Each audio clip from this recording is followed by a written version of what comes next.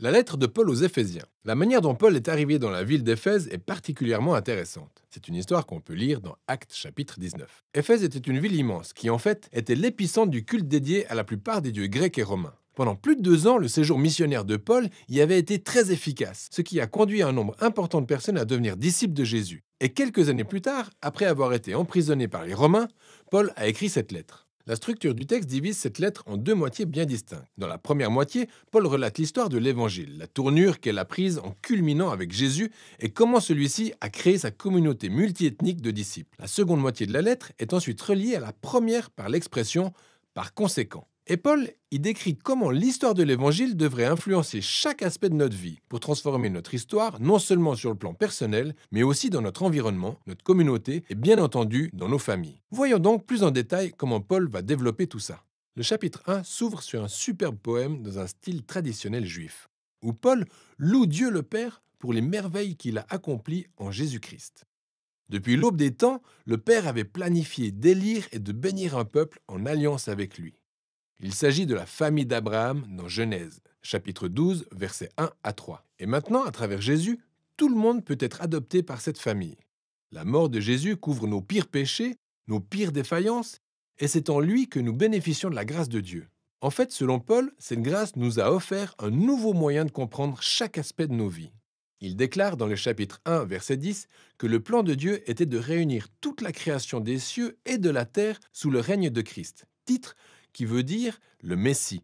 Ainsi, le plan de Dieu a toujours été d'engendrer une grande famille d'êtres humains renouvelés et unis en Jésus le Messie. Selon Paul, ce dessein divin s'est clairement manifesté dès lors que nous avons été intégrés à cette famille. Par ce « nous », il fait référence aux Juifs d'origine et à la famille d'Abraham. Mais ensuite, Paul utilise le terme « vous », et là, il veut parler des non-juifs.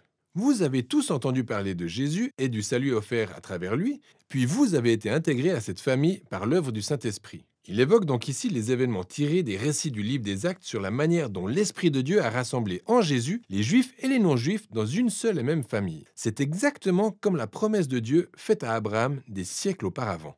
Notez aussi comment Paul commence son poème en parlant de Dieu le Père, puis de Jésus le Fils, et pour finir par l'Esprit. Tous les trois travaillent ensemble, pendant que Paul raconte l'histoire de l'Évangile. C'est vraiment génial. Après le poème, Paul enchaîne avec une prière.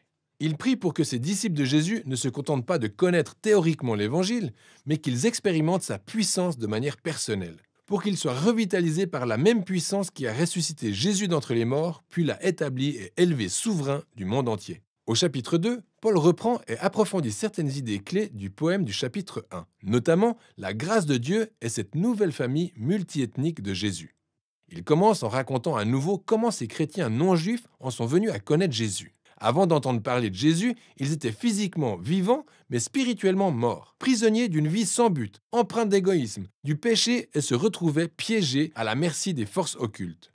Et pourtant, dans son amour et sa miséricorde infinie, Dieu les a étonnamment sauvés. Il a pardonné tous leurs péchés et a fusionné leur vie avec la vie de résurrection de Jésus, les ramenant eux aussi à la vie par la même occasion. Alors, ces nouveaux êtres humains, recréés en Jésus, découvrent avec joie l'ensemble de ce que Dieu leur a réservé, à savoir un appel renouvelé, des destinées et œuvres nouvelles. Non seulement ils ont découvert la grâce de Dieu, mais en plus, ils ont été accueillis dans une nouvelle famille. Avant d'entendre parler de Jésus, ces non-juifs n'étaient pas seulement séparés de Dieu, ils l'étaient aussi par rapport au peuple de son alliance, la famille d'Abraham. Alors, pour des raisons pratiques, les commandements de l'alliance du Sinaï formaient une espèce de muraille autour de la famille. C'était une sorte de barrière qui les séparait de la plupart des non-juifs. Mais les lois de la Torah ont été accomplies en Jésus, et la barrière a été détruite. Les deux groupes ethniques sont devenus, selon les termes de Paul, une nouvelle humanité réunie en Dieu lui-même et vivant dans un climat de paix. Paul s'émerveille ensuite dans le chapitre 3 du caractère unique de son rôle qui est celui d'apporter cette bonne nouvelle aux non-juifs. Et même s'il est en prison, il loue Dieu de lui avoir donné la chance de voir cette famille de l'Alliance croître au point de devenir si grande.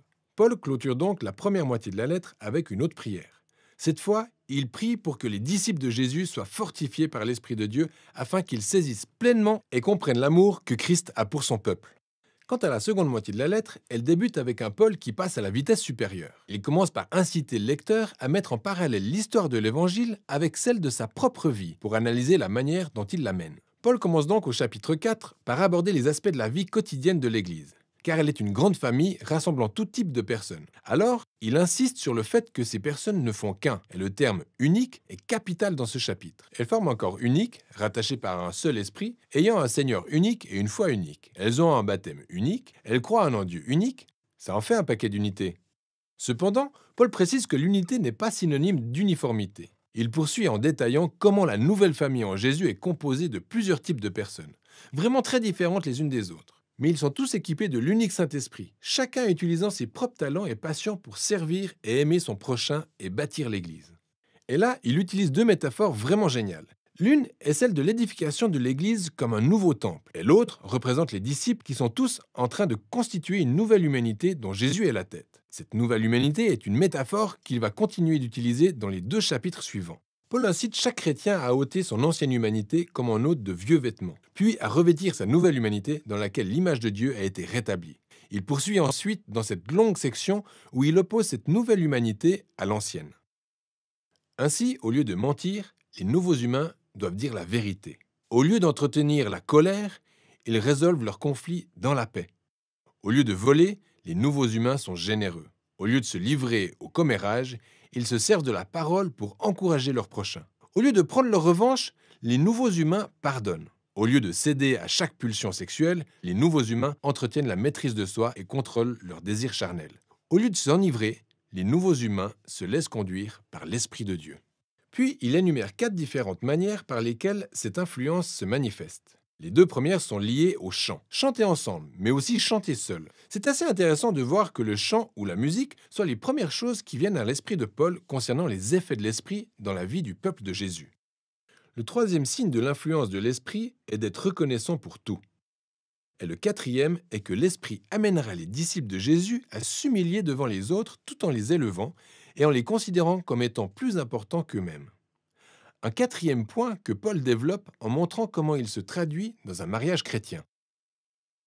Disons qu'on a une épouse disciple de Jésus. Elle est censée respecter son mari et lui transférer sa responsabilité au sein du couple. De son côté, le mari est censé aimer son épouse et exercer sa responsabilité par l'abandon de toute tendance égoïste en priorisant le bien-être de son épouse par rapport au sien.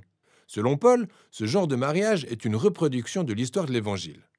Les actes du mari rappellent ceux de Jésus, son amour est le sacrifice de sa personne. Et les actes de l'épouse rappellent ceux de l'Église qui se contente d'être aimée et renouvelée par Jésus. Paul applique ensuite le même principe aux enfants vis-à-vis de leurs parents, ainsi qu'aux esclaves vis-à-vis de leurs maîtres. Paul clôture la lettre en rappelant à ses chrétiens la réalité des forces occultes. Il s'agit d'êtres et de puissances spirituelles qui feront tout pour empêcher l'unité au sein du peuple de Jésus et pour compromettre leur nouvelle humanité. Paul les incite donc à tenir ferme et à revêtir cette armure métaphorique, qu'il décrit en détail. En fait, Paul a tiré toutes les références à cette armure du livre d'Ésaïe, notamment la description que fait Ésaïe du roi messianique. Car en tant que disciples du Messie, nous devons nous approprier les attributs du Messie puisque nous formons le corps de Jésus. En clair, Paul veut dire, à mon sens, que les chrétiens que nous sommes devons faire en sorte de nous baser constamment sur la prière et les Écritures dans nos relations avec les autres, pour nous permettre de croître et mûrir en tant que disciples de Jésus. Et voilà en quoi consiste la très puissante lettre aux Éphésiens. C'est là où Paul résume l'intégralité de l'histoire de l'Évangile et comment il est censé redéfinir chaque aspect de notre vie.